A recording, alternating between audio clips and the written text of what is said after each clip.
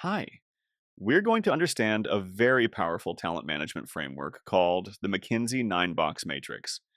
Your best performer today may not be your best leader tomorrow, and an average performer today might become a great leader in the future.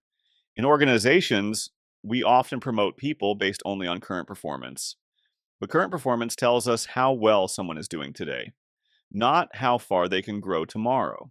And that's where the 9-box talent matrix becomes powerful.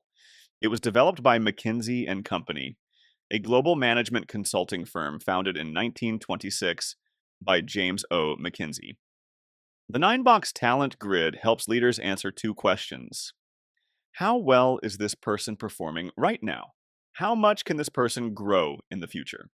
These two factors are called performance, today's results, potential, future ability. Performance is like a student's current exam score. Potential is the student's ability to learn, adapt, and handle tougher subjects later. A student who scores highest today may not always do well in higher classes. Another student with average marks may grow faster and become a topper later. The same logic applies at work.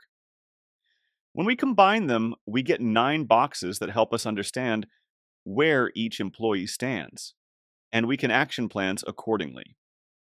Companies like Google, Amazon, and Microsoft also use this framework to identify who is ready for bigger roles and who needs more efforts. Before we go further, it's important to clarify one common confusion. There are two different frameworks that are often called the 9-box matrix. The first is the G.E. McKinsey 9-box, used for business portfolio decisions, helping organizations decide where to invest, hold, or exit. The second is the Talent 9-box, used in talent development to decide on action plan based on employee performance and potential. In this session, we will focus only on the Talent 9-box. Each box suggests a different action plan. So, let us have proper clarity on these two dimensions first. First, performance dimension. Performance dimension focuses on results delivered today. Here, we look at what the employee has already delivered so far in their role. Performance is reviewed through targets achieved. For example, in sales role, revenue conversion rate. In operations, defect rate, turnaround time. In customer service, customer satisfaction score, resolution time. In project management, on-time delivery, budget adherence. Based on the performance, employees are categorized into high, medium, or low performance levels. So, for example, if the quarterly target is $100,000, someone achieving above $120,000 is put in high performance. Employees achieving between $70,000 to $120,000 are in medium performance, and up to $70,000 is placed in low performance category. Because performance is visible and easy to measure, organizations often rely heavily on it, sometimes more than they should. Now, let's move to the second dimension, potential, which is about capability for tomorrow. Potential assesses whether an employee can handle greater complexity and ambiguity, larger scope and responsibilities, and leadership or decision-making challenges in the future. Unlike performance, potential is not about current results. Instead, it focuses on key factors such as learning agility, leadership behaviors, problem-solving ability, desire to grow, and alignment with company values, keeping future prospects in mind. Based on these factors, employees are again grouped into high, medium, or low potential. So, consistent stars. They belong to high performance, high potential box. They deliver excellent results today and demonstrate leadership readiness for tomorrow. And what should companies do with them? They should be promoted faster, given exposure to senior leadership, succession planning for critical roles, and retained at all costs. Retaining at all costs does not mean unlimited money. It means giving them the right opportunities, challenging roles, career growth, recognition, and a clear future inside the organization. Because losing a star performer can cost far more than retaining one. Give stretch assignment. If you don't give them a stretch assignment or high stake projects that is a project slightly above their current level, they can be headhunted by competitors. Next are current star. These employees fall into the high performance, medium potential box. Current star delivers excellent results in current role, but may not be suited for or interested in top leadership positions. One of the good strategy is recognize performance and offer specialist or expert career paths. Avoid forcing leadership roles.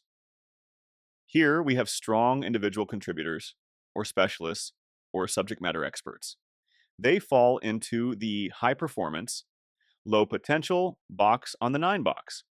These employees deliver excellent results today and prefer stability and technical mastery over people leadership.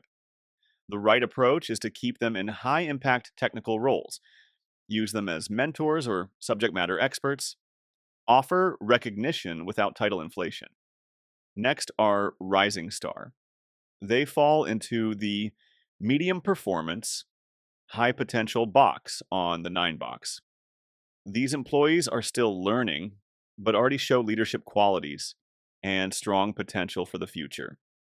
The best way to develop them is coaching and close performance feedback, skill development and structured learning, role clarity and expectation setting.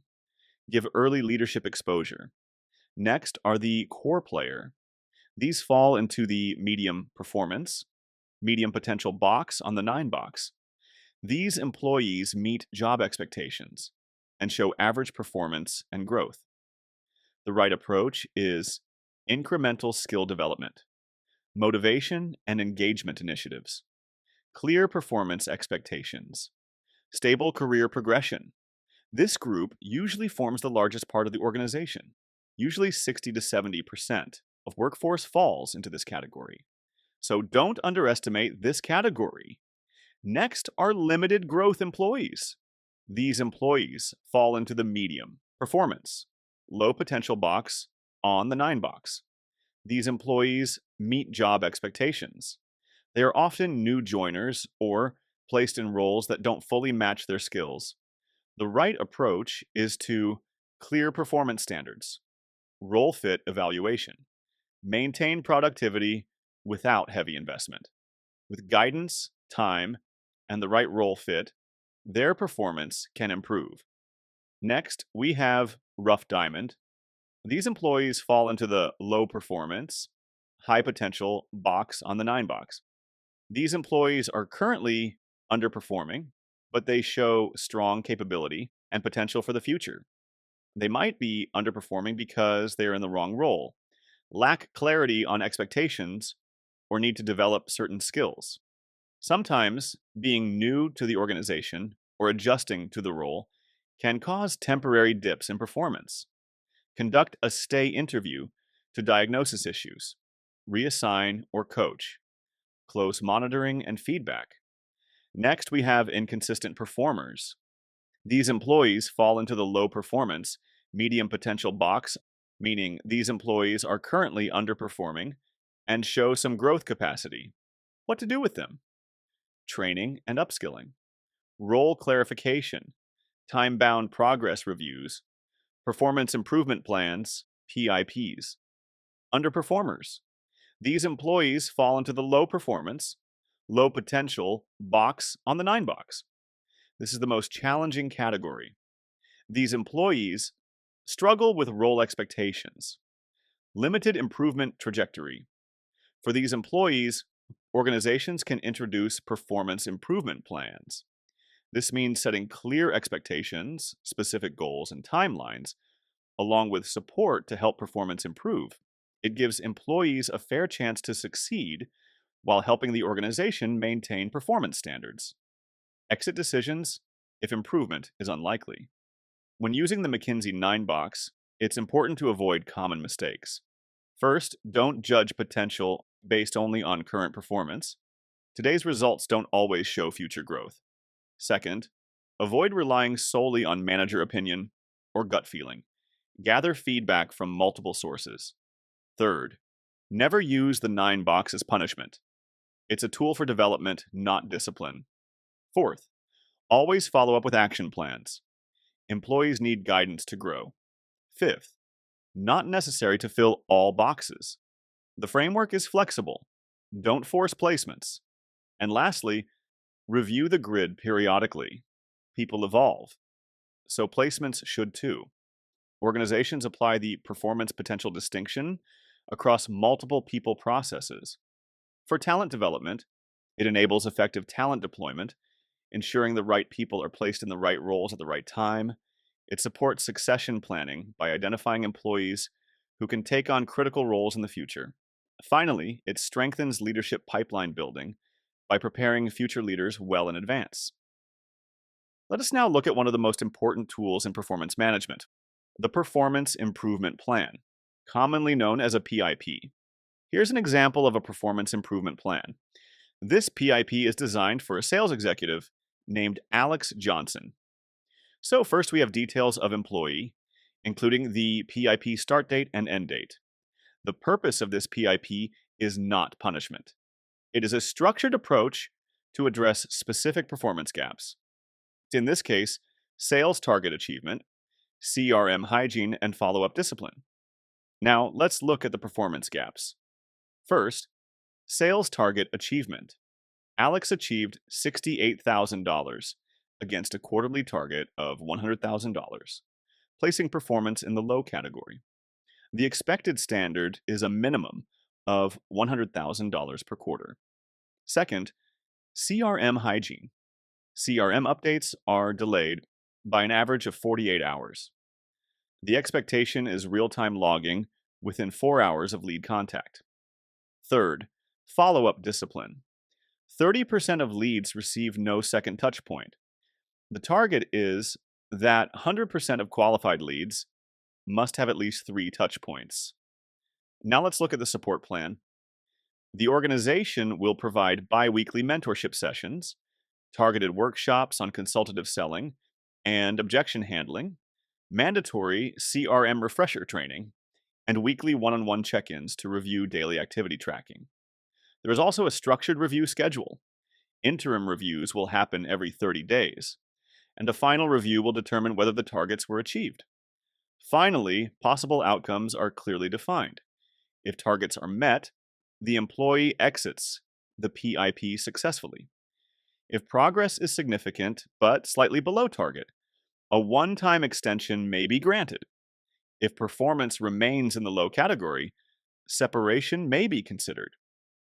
This example shows that a performance improvement plan should be clear, measurable, supportive, and time-bound, giving the employee a fair opportunity to improve while protecting organizational standards. Here's the structure you can use for your company. Another important tool is Individual Development Plan, IDP. Here's an example of an individual development plan. We begin with employee details. Next, we move to professional aspirations. For example here, William's short-term goal is to lead a high-value account acquisition and master advanced negotiation skills. His long-term goal is to transition into a senior sales lead or regional manager role within 18 months. Now let's look at strengths and development areas. Under strengths to leverage, William has good product knowledge, strong communication with customers, and a willingness to learn and accept feedback. Under development areas, the focus is on improving sales target achievement consistency, strengthening pipeline management and lead qualification, and improving follow-up discipline and CRM usage. Next is the development goals and actions section. For advanced closing, action can be give to lead a high-value, $150,000 and above, negotiation from start to finish. Lead monthly closing workshops for juniors. Support give. Executive shadowing and timeline is Q2 of 2026. For strategics influence, action can be monthly mentorship with the regional manager on stakeholder management, to be done bi-weekly and ongoing. For financial acumen, asked to complete enterprise value selling certification, requires budget approval, and to be completed within 90 days. Finally, we look at progress measurement and reviews. Two key metrics are defined. First, achieving a minimum of $100,000 in quarterly sales as a performance benchmark. Second, successfully delivering a competitive market analysis report to the leadership team. This version of the IDP clearly connects competencies development, leadership readiness, and measurable outcomes, making it a strong roadmap for career progression and business impact. Here's the template you can use. Hence, the key takeaway of McKinsey 9-Box is simple. It is not about labeling people, it's about developing talent strategically. Thank you.